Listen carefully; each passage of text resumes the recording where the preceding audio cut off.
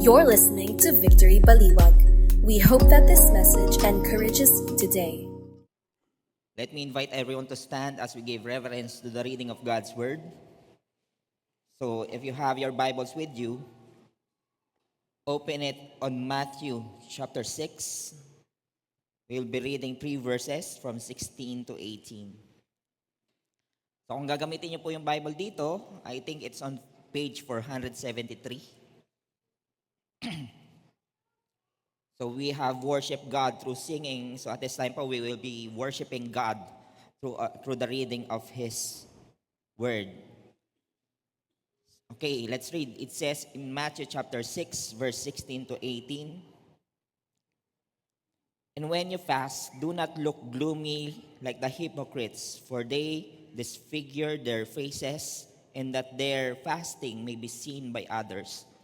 Truly I say to you that they receive their reward. But when you fast, anoint your head and wash your face, that your fasting may not be seen by others, but by your Father who is in secret.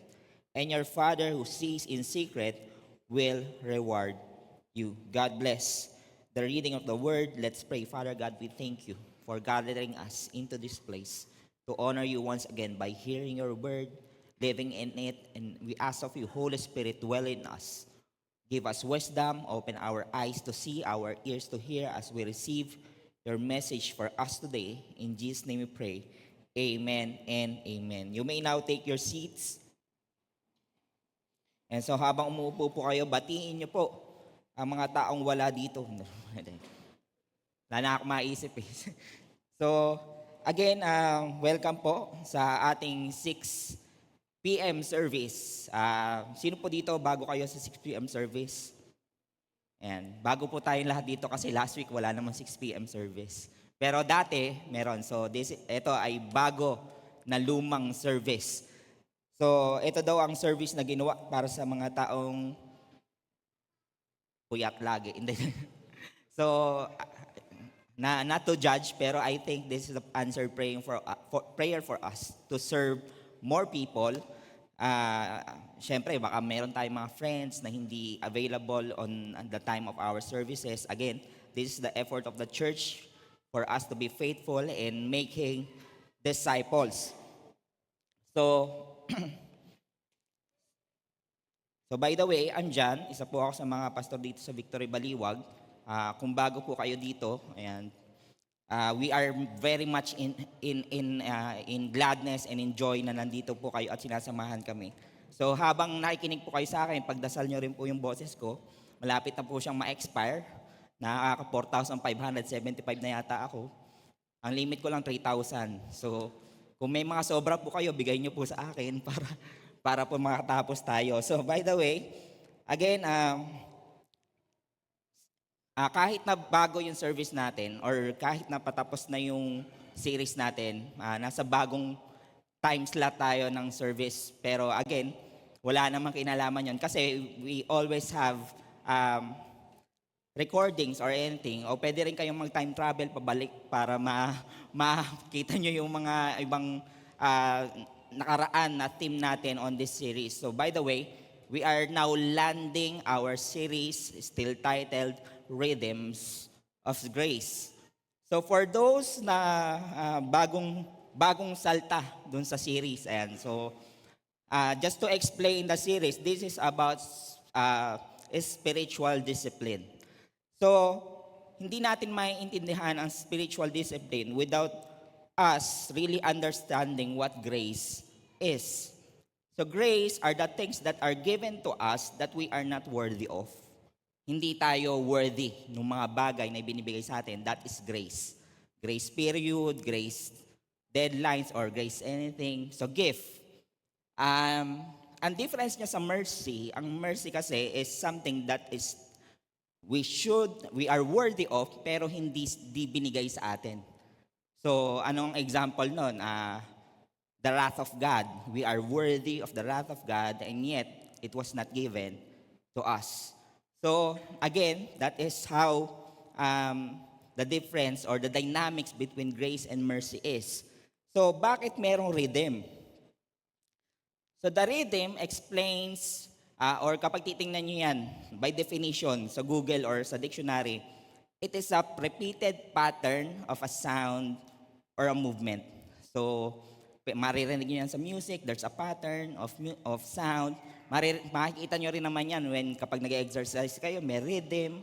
Kapag nagsasayaw kayo, nagtitiktok kayo, ayan, may rhythm yan. Hindi ko alam kung may rhythm pa ba dun sa 30 seconds na yon. Pero again, it is a repeated pattern. So when we put that word together, rhythm of grace, it talks about the grace, because of grace, we can do spiritual discipline.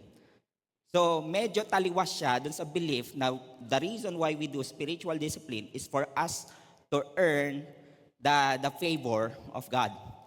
Na ano niya na ba yun? Medyo na-encounter niya na ba yun na kapag sinabi, mag-pray ka pa kasi para mangyari yung mga bagay na gusto mo. Or kaya nangyari sa'yo yan kasi hindi ka nagbibigay. So, ang dami nating nakalakihan na belief when it comes to spiritual disciplines na hindi naman makikita sa scripture.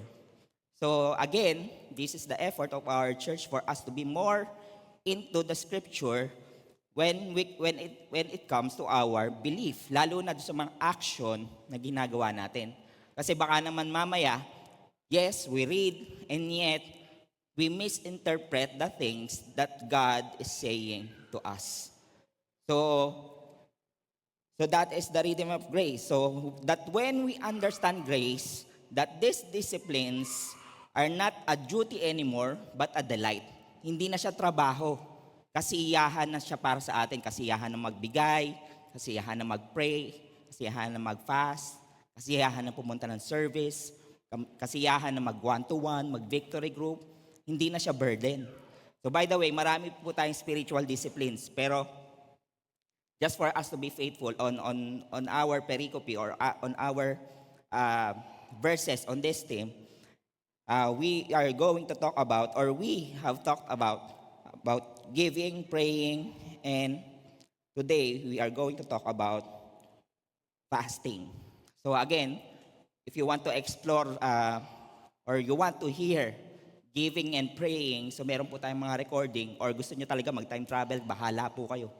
So, again, we are going to talk about fasting.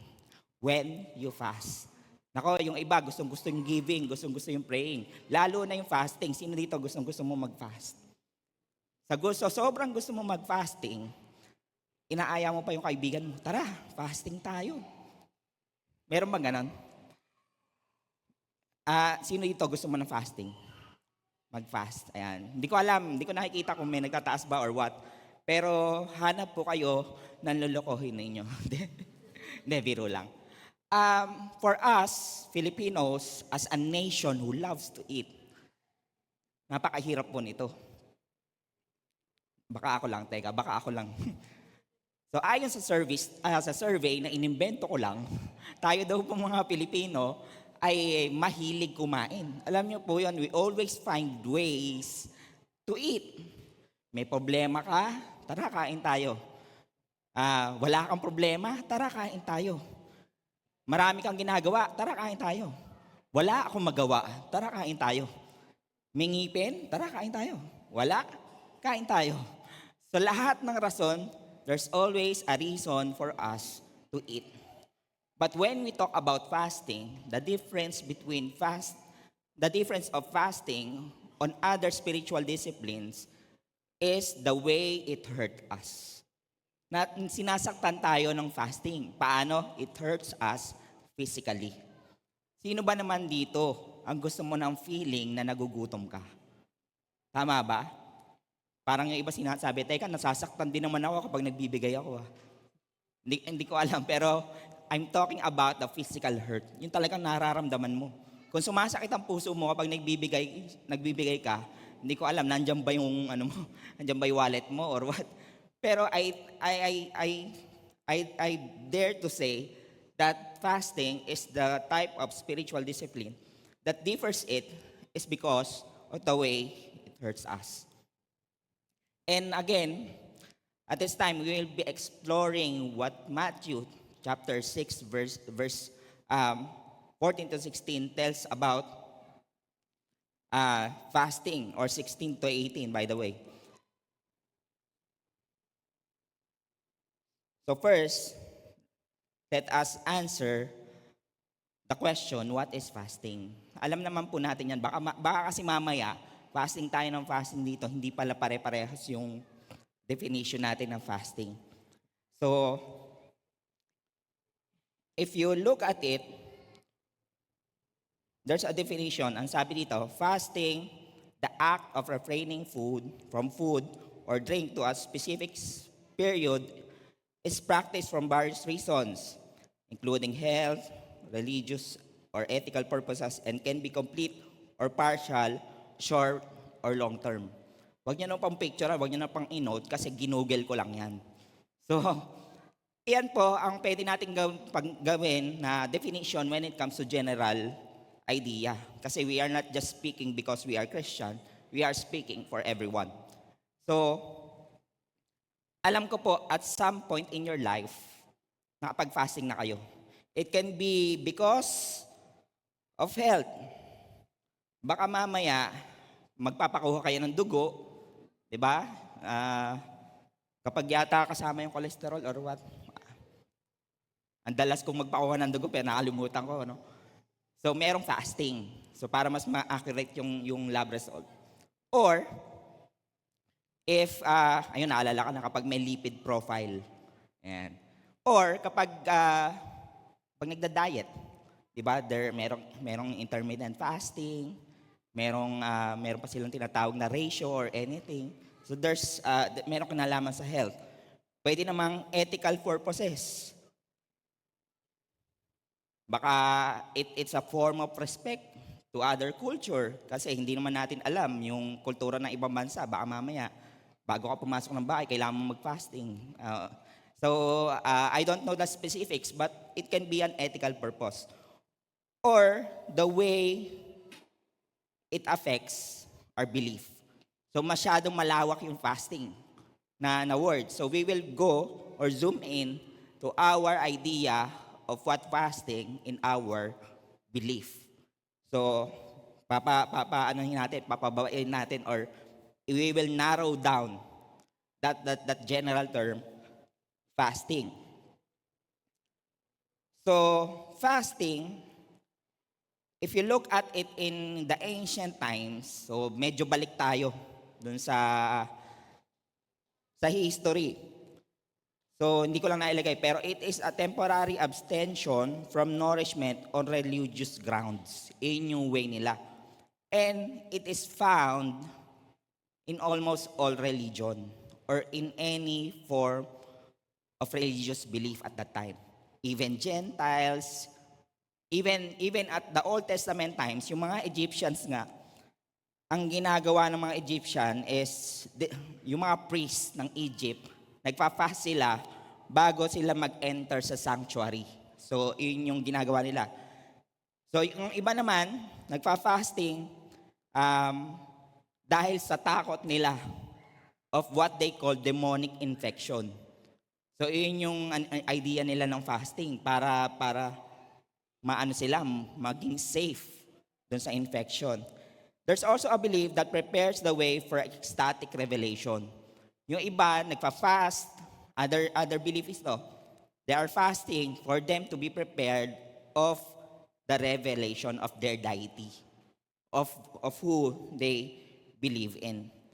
While in Old Testament times and in Judaism, yung mga Jewish people, they have various terms when it comes to fasting. There's a morning, I will mention some of this. Morning fast. Not the morning fast, but the morning in terms of nagdadalamhati. They fast because they are mourning, they are in sorrow, they are hurting. You will see that in the Bible. I think it's on 1 Samuel or Samuel. Ayan. Pwedeng preparation. Si Moses nag-fast siya sa Mount Sinai when God is going to give him the commandment. So nag-fast siya. Daniel, before receiving his vision from God, nag-fasting din siya. So it is a way of a preparation for them. There's also special fasting that makes them remember para makaalala sila. So, they set up a fast to remember the fall of the temple in Jerusalem. So, naging pista sa kanila yon. So, there are dynamics when it comes to fasting historically. So, again, history is important para ma-establish yung foundation natin of why we need to do fasting. So, again, going back, ginamit ko na ito makailang beses, para lang maihila tayo pabalik. We are still in the context of Jesus preaching to the 5,000. He's preaching to, this is the inside, the preaching of this fasting is inside to the preaching of the Sermon of the Mount. So, mahabang preaching yan. And then, a portion of it talks about fasting. Now, it is important for us to know these things para lang mas may context tayo. So, at this time, Jesus is preaching to the Jewish people. Again, not just to the Jewish people, but in a dynamics of crowd. There are Pharisees, which are also Jewish. There are Gentiles, Roman soldiers, bystanders. So, hindi specific sa Bible kung sino-sino yan. But, you get the point, madami yung tao. And most of them are believers kasi the reason why sinusundan nila si Jesus is because of the miracles. Naniniwala sila. Kasi nakita nila may gumaling, merong mga oppression or demonic possession na wala. So gusto nila yon. But it is important for us to see that at this time, this is called an intertestamental period.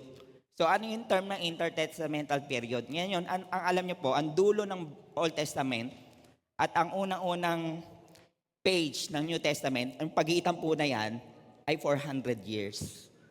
So yung 400 years po na yon, ang tawag ng iba is prophetic silence. So from Old Testament to the New Testament, ang pagitan na yon is called an intertestamental period, na kung saan wala pong lumabas na prophet si God. So, at that time, na walang lumalabas na tao magre-remind sa kanila kung paano mag-give, kung paano mag-pray, at kung paano mag-fast ng tama, most probably, nagkandaligaw-ligaw na yung mga tao of how they do things. Tayo nga, di ba? Minsan, na simpleng instruction lang, malingat lang tayo ng konti, wala pang 24 hours, nakakalimutan na natin. Tama ba? So, ganun yung context dito. So, from simply humbling oneself to God, to a practice, some might say, to receive vision and dreams. Na sabi nila, fasting is a way for them to make God give them vision and dreams. So, yun yung naging belief nila. So, some might think, lalo na yung mga Pharisees. So, Pharisees kayo yung medyo kontrabida dun sa context na to. So, some might think Jesus is against fasting publicly. Kasi kung titingnan nyo yung context na yon in a quick read, teka, parang si Jesus ayaw niya na mag-fasting tayo, mag-give and mag-pray or do spiritual disciplines publicly. Ang sabi, laging in secret. Hindi po. So, ang importante dito is we get the principle behind those words or the purest form of those instruction and precepts. So, some might think again, Jesus is against fasting publicly, but again, it's really heart issue. Yun lang naman talaga yung yung problema dito, heart issue. So, if we will be narrowing everything, ito yung whole point. Fasting is a person's whole body natural response to God. That is the statement that we will be exploring. So, yan yung dala-dala natin hanggang dulo. So, baka mamaya iba na yung definition natin ng fasting. This is our effort for us to be faithful on what the Bible is saying of what fasting is. Again, fasting is a person's whole body, natural response to God. So, punta tayo doon sa word. So, iyon po yung intro. So, nakapag-dinner na po ba kayo? Ayan. So, hindi, joke lang. So, hindi pa makapagsalita po yung lagay na yan. So, hinga lang ako. So, in verse 16, in Matthew 6, ang sabi dito, and when you fast, ayan na yung ano natin, keyword natin. Kapag daw po tayo nag-fast, do not look gloomy. So, there's the word, do not. So, ibig sabihin, there's a wrong way and there's a right way on doing fasting. Kasi baka mamaya, we have this universal idea that basta mag-fasting, okay na yun. Hindi po, there's a right way and there's a wrong way of doing fasting. Do not look gloomy like the hypocrites. So, we can say that these hypocrites are the Pharisees at that time. Jesus is pertaining to the Pharisees. So, in-explore natin last week of who those hypocrites are, or at that time, in that context. For they disfigured their faces. So, hindi po natin may illustrate to, or hindi tayo pwede kumuha ng volunteer para i-illustrate yung disfigured faces kasi wala po nun dito. Naniniwala po ba kayo? Tingnan niyo po yung katabi niyo. Meron daw. Wala po yung ganun dito. So, again, imagine niyo na lang po yung disfigured faces, that their fasting may be seen by others. So, in short, these people, the hypocrites, ang ginagawa nila is they fast and they try their best for other people to see what they are doing. So, imagine, you go to church, a friend goes to you looking gloomy, alam niyo yun, na lukot yung mukha, tapos itatanong mo, kamusta ka, bakit ganyan? Sabi niya, fasting kasi ako eh. So, we don't want that kind of fasting. So, ano yung problem? Again, fasting is one of the most, yung prayer kasi yung most eh. One of the most, not just misunderstood, but malpracticed spiritual discipline. So the first recorded assault when it comes to fasting was recorded in Isaiah 58. So kung gusto niyo pong malaman yung talagang true fasting, punta po kayo sa Old Testament sa Isaiah 58. And again, in verse 14, makikita niyo doon yung word na straight from the mouth of the Lord, na sinasabi niya, there are people who thought they were fasting piously, but were also unloving and unjust. There are people who are fasting and yet unloving and unjust. So when we say hypocrisy in fasting,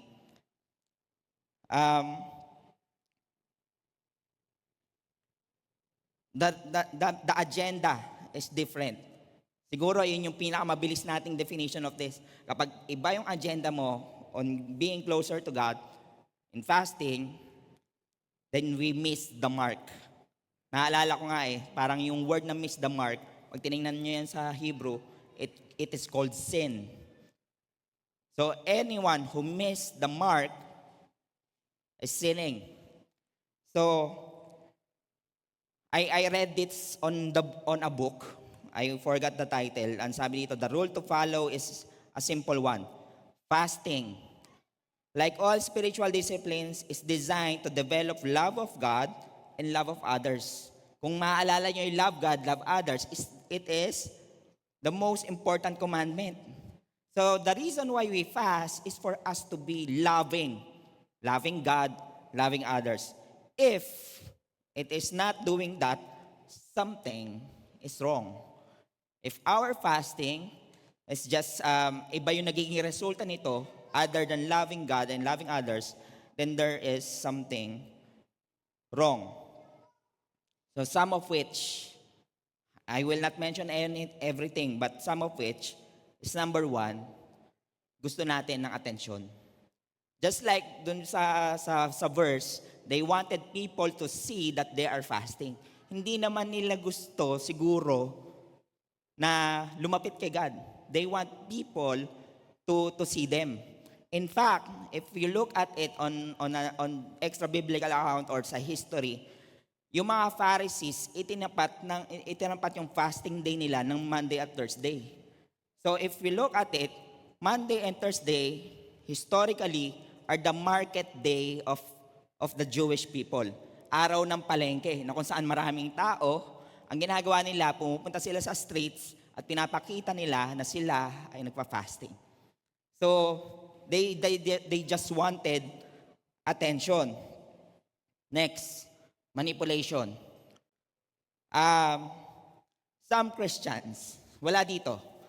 Some Christians think fasting proves to God their utter seriousness and devotion. Nag-pray ka na magkaroon ng jowa. Hindi sinagot. Ginawa mo, oh Lord, magpa-fasting ako. Wala na ako ibang maisip na example. Yun na lang. So, nag-fasting. Bahala na kayo. Fill in the blanks na lang. Bahay ba yan? Kotse ba yan? Ang point, nag-fasting para sa pakita kay God na seryoso siya at siya ay devoted sa pagdarasal dito. So again, that is a different way or motive when it comes to fasting. Fasting is not manipulative tool to guarantee results. Kasi baka mamaya, our very idea when it comes to fasting is kapag nag-fasting tayo, 100% guarantee na yung madasal natin ay mangyayari. Hindi.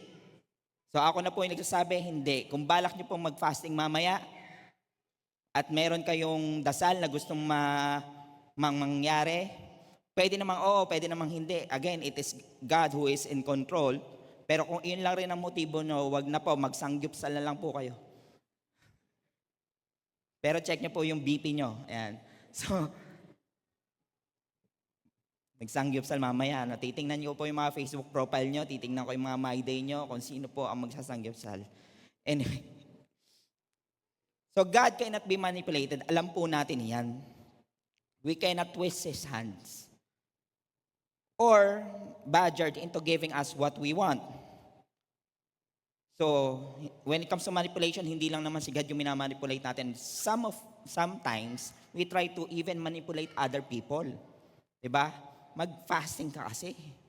Para mangya. Alam mo yun, hindi na lang ikaw yung gumagawa nun. Nanghawa ka pa. Nanghawa pa. Mag-fasting ka kasi. So they try to prove that they are more closer to God because they fast. Yun yung naging idea. Nitpicking. So nitpicking is getting around the law by defining it too narrowly. Legalism. Or mamaya pala yung legalism. Nitpicking, yun yung pinipili mo, naghahanap ka ng loophole when it comes to fasting. So, I remember there's this called on I think it's part of France or in that nation. Meron tinatawag na Mardi Gras. Ang ibig sabihin po nun ay Fat Tuesday. Ang ginagawa nila, they celebrate Lent season na bago magkaroon ng fasting on the night, Wednesday kasi yung simula. On Tuesday night, pupunuin nila yung sarili nila ng meat, ng lahat ng pagkain gusto nila, bubusugin nila para pag nag-fasting, meron silang baon. So, you see, that's nitpicking. And even in some, sa Saudi, may nagkwento sa akin na kapag daw fasting nila, I think it's Ramadan, correct me if I'm wrong, yung Ramadan daw ay mula sunrise hanggang sunset lang. Kapag daw gabi, bukas daw lahat ng restaurant nun hanggang 2:00 sa madaling araw. Tapos, yung mga tao daw doon, kakain ng lahat ng gusto nila pagdating ng gabi. So imagine, just nitpicking the very idea of fasting. So, we are not, hindi tayo excluded pagdating doon. Tayo mga Christian, minsan naka-liquid fast, ano gagawin? Ibe-blender yung pizza. Meron po bang gumawa dito nun? Ew. So I'm just using an hyperbole. Ine-exaggerate ko lang din. Pero kung ginawa niyo po 'yun, bahala po kayo. Next is legalism. I hope ito yung mga bagay na wag niyo na iwasan natin. Okay? Mamaya ito yung gawin natin. When it comes to legalism, baka mamaya we have a legalism na kapag hindi nag-fasting, hindi nakikiisa. Hindi nakikiisa. If babalik po kayo sa Joshua 7, there's this guy named Achan. Hindi ko alam kung Korean siya or Japanese. Basta Achan yung pangalan niya. Who swept some things that had been devoted for destruction. So ang naging resulta nito ay yung battle ng Israel against Ai ay natalo. Tapos ang sabi ni Lord, someone has contaminated the sacred community. Merong isa na hindi sumunod. Tapos nakita nila si Achan, umamin siya. Ang nakuha niya ay a Babylonian robe, 200 shekels of silver, a bar of gold, and had hidden under his tent. Tinago niya sa tent yung mga So nung nakita ito ng mga tao, stoned to death. So we are not doing fasting in the legalism sense. Ngunit hindi nakiisa dun sa fasting, makasalanan na. So again, those are some of which, and yes, of course, extremists. There are people who flog themselves. Hindi na lang basta nagutom, pinarusahan pa yung sarili. And those hypocrisy or things that we need to evade or avoid led us to these points. True fasting is a means of God-given grace. Alam natin lahat yan. Kaya nga tayo redeem of grace. So, the question is it natural for Christians to fast? Natural ba na sa mga Christian ang mag-fasting? So baka kasi mamaya yung question, yung fasting optional lang yan. Hindi po. Baka mamaya ang tanong, ano naman ang kinalaman ng fasting ng katawan ko sa spirituality ko? Minsan ganun eh. The problem with people is when they see themselves, hinihiwalay nila yung katawan nila dun sa kaluluwa nila. Na alam niyo yun, we have grown up, or ang upbringing natin is ganon, na yung katawan natin at yung soul natin ay magkaiba. Pero if you look at the Bible, in Genesis 1:27, the image of God, when God made us, made humans, we represent God in His world, in His image. That image is a whole image. Ibig sabihin, iisa yung soul at iisa yung katawan. So, how we treat our body affect our fasting. So, kung pinaghiwalay natin yung spirituality natin at yung physical body natin, it affects our idea of what fasting is. There are a lot of ways on how, or a lot of treatment that our body experience depende sa belief natin. Una, it's like a monster to be conquered. Minsan yung katawan natin, ang turing natin para silang mga monster na dapat i-conquer, di ba? So, anong nangyayari? Pinaparusahan yung katawan. So, yung fasting, ang aim po ng fasting is hindi parusahan ng katawan. Or a celebrity to be glorified. Minsan naman, yung tinuturing natin yung katawan natin na parang celebrity. Diba? Ina-idolize. Ang ginagawa, yung fasting is a way of diet. Pwede naman. But hindi yun yung purest form when it comes to what the Bible is saying. Or a dust to be ignored. Hayaan mo na yung katawan natin. Mawawala din naman yan kasi pagdating ng panahon, lilipad tayo papuntang langit. Hindi po. If you look at the Bible, pagdating po ng time of judgment, we are very much conscious. Kung gaano kayo ka-conscious ngayon, ganyan pa rin yun. You have bodies. But if you are, again, believe you will have that glorified body. Mind, body, and soul, the triad that represents the holistic nature of human beings. Hindi pwedeng mind and soul lang. Kasama lagi yung body. So, we have to have this idea of the unification or the unity of our wholeness. Para yung fasting ay makita natin as something that is natural. Hindi ito option lang. So, the benefits of fasting. So, meron namang benefits of ang fasting. Kasi ang sabi nga dito, but when you fast, anoint your head and wash your face, that your fasting may not be seen by others. But your Father who is in secret and your Father who sees you will reward you. Yung mga nag-fasting para sa mga taong nakita, nakuha na nila yung reward nila, inyong palakpak, inyong attention. Pero for those people who are doing this to be closer to God, there's a better reward. So again, hindi lang naman ito reward that cannot be seen. Most of the time, it can also be experienced today. So some of which are a space for God. We are creating or we are making this space for God. I remember the book, The Mystery of an Empty Stomach. So, anong nangyayari? A person who is totally open to God and responds to life's sacred moment with fasting can discover life-giving presence of God and sometimes a palpable experience of God's presence. So, if you look at it, again, on the Garden of Eden, si Adam at Eve are in the presence of God. So, pati yung katawan nila. Pero tayo, as at this time, in these modern times, minsan akala natin, yung katawan natin, cannot experience God at all. So, tayo, ang respond natin when it comes to hunger is for us to eat.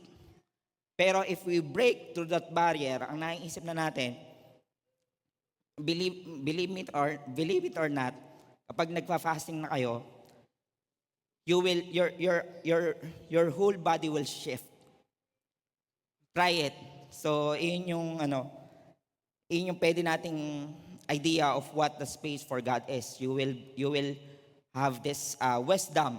You will have these things that are seems akala nyo bago sa atin, pero yung pala hindi lang natin nakikita kasi we are so, alam niyo yun, we are so focused on other things. Answers to prayer. Not to answer our prayers, but answers to the prayer. Most of the time, God answers, or not most of, again, if not all the time, most of the time, God answers in a more better way than our desired answer. Pero hindi natin nakikita.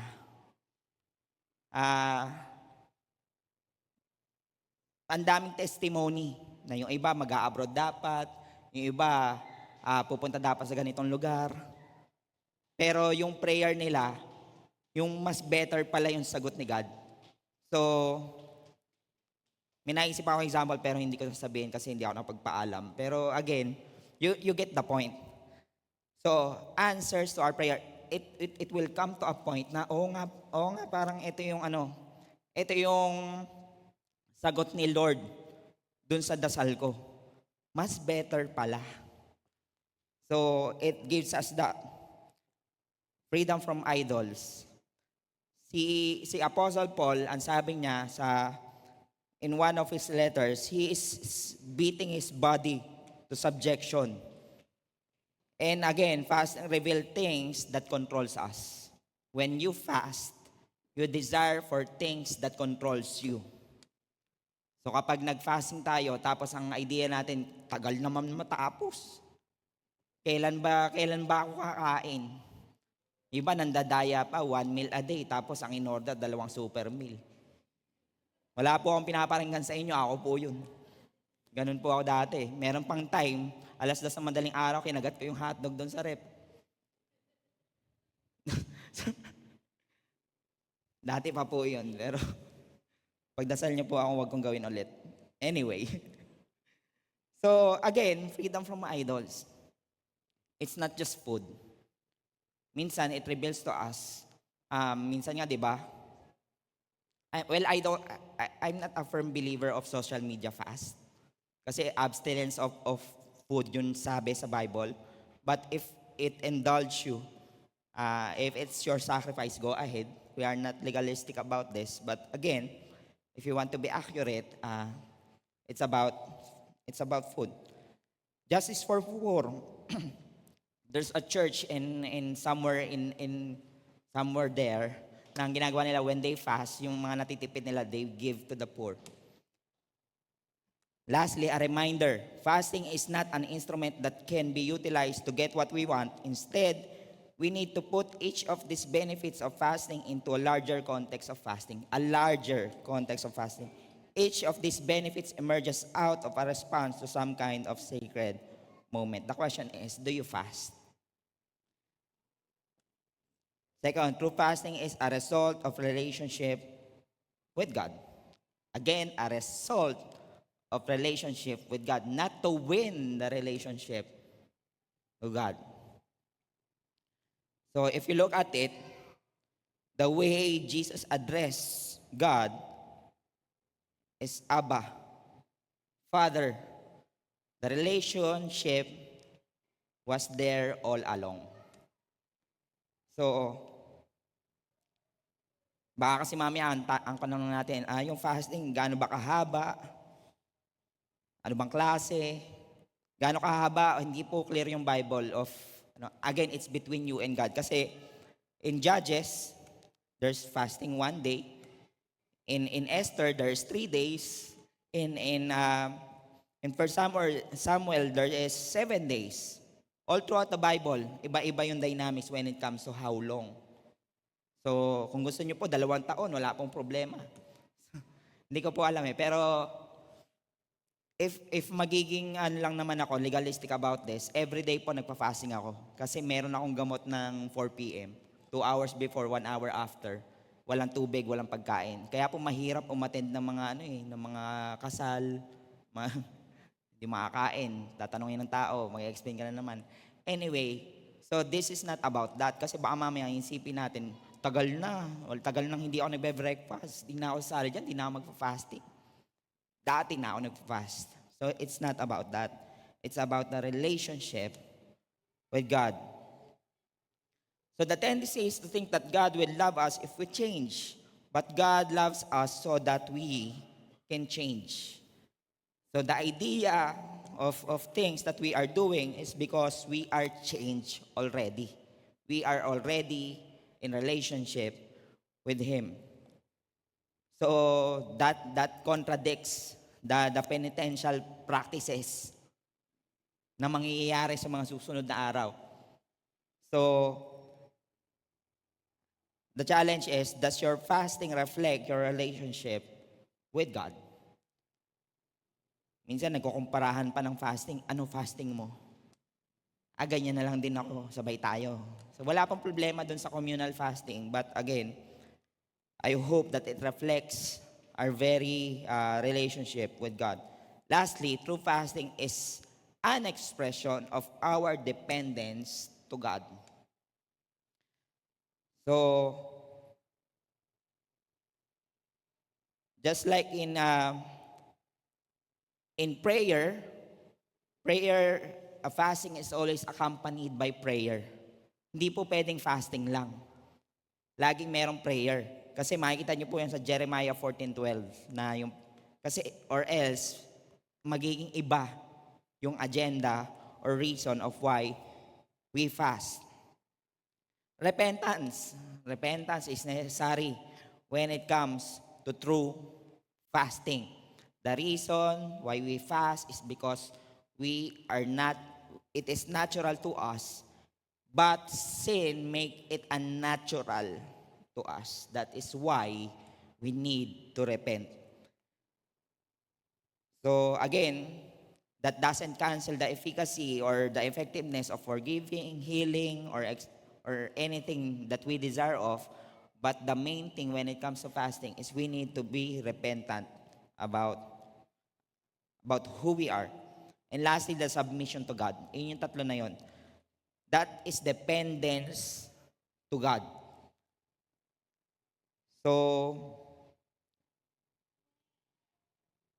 as we come to a time of close, let me just give you three people on the Bible. Siyempre, example kailangan natin. So first is David. It says in Psalm 35 verse 13, "But I, when they sick, I wore sackcloth. I afflicted myself with fasting. I prayed with head bowed on my chest. I went about as thought I grieved for my friend or my brother, as one who laments his mother. I bowed down in mourning." So fasting as a whole body act. Ang sabi dito, I wore sackcloth, not in a sense na dapat iba yung damit natin. Dapat naka-black. Dapat yung sako lang kasi sackcloth. I afflicted myself. Just to give you an idea, David is praying for his enemies at this time. So it is a whole body when it comes to fasting. It is not just physical, but it's also spiritual. Next is fasting as an act for others. Not just for us, but for others. In Isaiah 58, it is not this fast that I chose to loose the bands of weakness, to unto the straps of yoke, to let others oppressed go free, and to break every yoke. Is it not to share your bread? Is it not to share your bread with the hungry? Bring the homeless poor into your house when you see the naked, to cover him, and not to hide yourself from your own flesh. Fasting is also a means of doing it or acting it out for other people. And lastly, of course, Jesus himself fasted. And sabi dito, then Jesus was led up in a spirit into the wilderness to be tempted by the devil. And after fasting 40 days and 40 nights, he was hungry. He fasted. Bakit? Meron ba siyang ipinipli kay Lord? Wala. But it expresses three things. Grace, not in a means na kailangan niya ng grace. Grace in a form of love. The purest kind of love. The Trinity. The Father loved the Son loved the Father. In the purest form. That is why he fasted. Para ba mawala yung temptation? Hindi.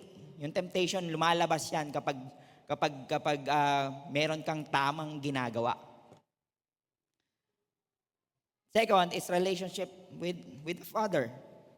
Just as much as we want ourselves to have a relationship with God, that is why we needed fasting. And lastly, dependence on the Father. This is the time when Jesus is going to start his ministry. He is living the life that we should have lived. That is the reason why it is recorded in the Bible that he fasted, because we need it. This is not an option.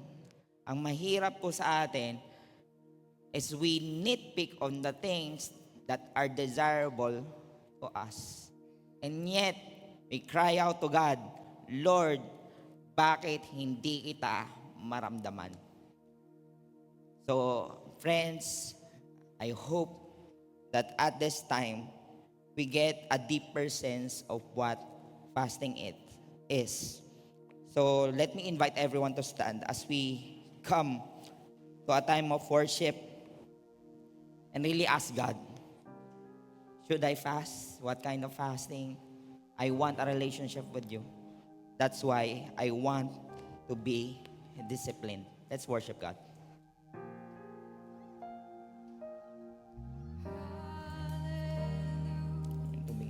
There's no great, faithful love like this. Rock of ages, let your presence overtake this place.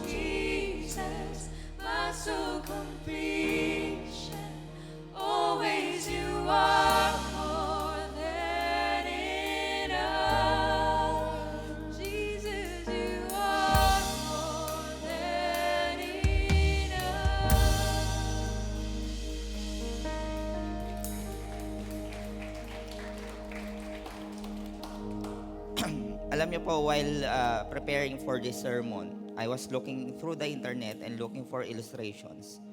And I found out about the emperor penguins. Alam niyo yung mga penguin. Siguro alam niyo yung penguin, pero yung emperor penguin hindi. So, hanapin niyo na lang po. These animals have a natural cycle of fasting. Whenever they lay eggs, ang nangyayari, they wait till the egg lumabas yung mga anak nila doon. They are fasting all throughout, instinctively. Now, if a penguin or an animal can fast instinctively because of love, because of excitement, because of the very focus of those animals, kung kaya nila, kaya mo ba? If the question is, do you love God? Why not fast? So I'm not telling you this for you to be para maging guilty kayo. Pero if you look at it, without guilt, there's no love. There at some point there's a benefit of being guilty. We are guilty of sin. And we are guilty that most of the time we overlook the love of God. The question is, do you love God? Do you love His discipline? Then why not give? Why not pray? And why not fast?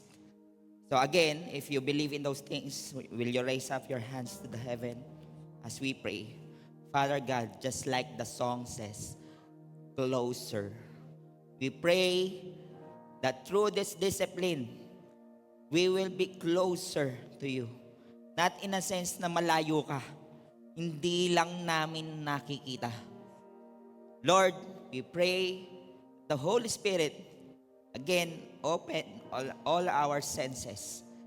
And thank you, God, for the grace of this discipline. Because of this discipline, we will able to see you, to feel your presence, and to know what is in your mind. We pray that we will not be blessed for our own selfish desires, but we will be blessed because nakukuha namin yung nakakatuwa sa iyo. Nakukuha namin yung nakaka-honor sa iyo. At nakukuha namin yung reason kung bakit kami ay nandito pa hanggang ngayon. Lord, we pray that our entirety will be crying out your name. We will declare your name. Whatever the action that we are doing, it may be work, it may be studying, it may be driving, or even the simple thing, just like breathing. Our breath will declare that you are good. Father, give us peace. Give us discernment and wisdom. In Jesus' name we pray. Amen and amen. Maraming salamat po. The service has ended. You are now sent out to honor God and make disciples. Thank you for listening to Victory Baliwag Podcast. Follow us at Victory Baliwag on Facebook and YouTube for more details as we honor God and make disciples.